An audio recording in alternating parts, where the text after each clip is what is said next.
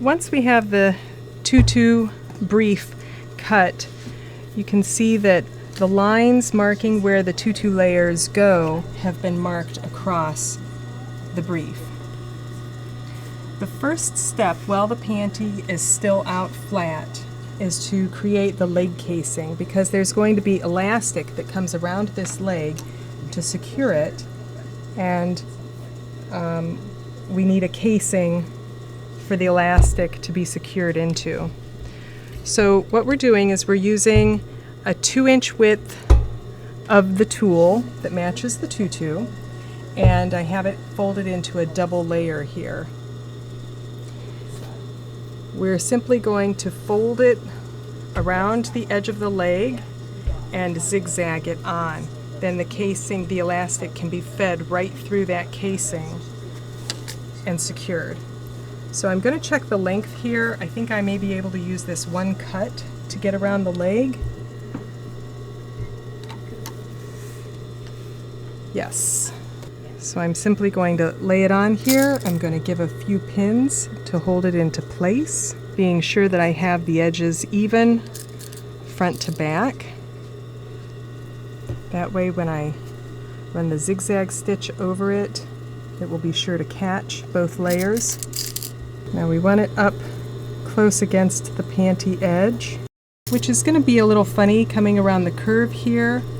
Essentially what will happen is that there may be a little bit of wrinkling on this shorter edge, but we want to make sure that there's enough length of the casing to go along this longer inner edge. I'm going to be starting with the uppermost layer of the tutu netting. In this case, we have it cut and bundled, and it's already been ruffled together so that it's ready for application. So what I'm going to do first is unravel it. Basically what I'm going to do, since this is a softer tulle, I don't really want to cut any excess off. When working with stiffer tulle, stiffer Balanchine net is what it's called, once it's been pleated up as much as fullness as what is usual, then it's applied to the tutu brief, and whatever is in excess is simply cut off at the end. In this case, since we're using a fine, soft tulle, I'm going to pin the tulle here at the beginning of the brief, and the head of the gathering is going upwards.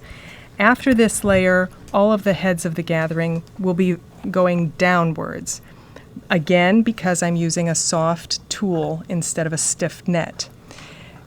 In making the tutus with a stiff net, we alternate the head of the ruffling so that it goes up and down in each row. But in order to increase volume and have it stand out nicely, after the top row, which always has the header going up, we will then have the headers facing downward so that that will provide a little extra stiffness as the fabric comes out this way. So I'm placing the one end of the row of ruffling here at the center back. I'm going to place the other end at the center back and secure it with a pin. And you'll notice that I'm using pins with heads on them, round heads. That is very necessary when working with tulle or net. The silk pins with a finer, tiny head that are not a large round head tend to very easily get caught while you're working. So I prefer it, plus you can't see them in all the bulk. So now what I'm doing is I'm simply finding about the centermost point and lining it up with the center of the trunk. And then I'm going to divide further, evenly dividing the fullness that we have, the excess fullness. Now when making a single tutu, it's easy to work with specific measurements, and with a specific measurement you can pretty well gauge how tightly to gather or pleat your netting or tulle. However, since we're making an entire core of tutus, we're using just one set standard of gathering, and that's why I'm dividing the pinning this way, and then by hand I will force the fabric in to fill the gaps as I attach the ruffle to the trunk. I'm going to decrease my zigzag stitch so that I still have a little bit of give, but I won't be running into the other lines where I have to attach the tutu netting. And here I'm going to start definitely with a back stitch, centering over top of my top line that I have pinned on. And you can see I'm sort of with my fingers dividing the excess tulle evenly to gather it in to that top layer, being careful not to let any parts of it overlap or fold over itself.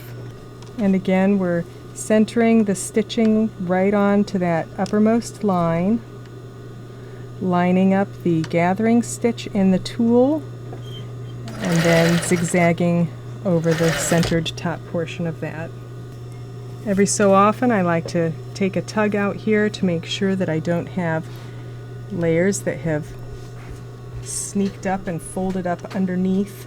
There's one piece that just got caught. And actually it was just the pin, thank goodness. So I'm going to back up and start behind on my stitches. Take a little back stitch again, and then I'm good to go. Catching a mistake like that at this point is so much better than catching it at the end when you can't figure out why there's a weird bend in the tutu skirt and then finding which layer that bend comes from. And you'll notice that we stop the layer of the tooling a ½ inch inside the back. That way when we sew the center back of the tutu skirt up, it will not be bunching any of the tulle inside of it. And it will give the appearance of a seamless layer of tulle that is joined together. There we go. Our first layer has been successfully attached. We'll repeat this step for the following 8 layers all the way down the tutu skirt.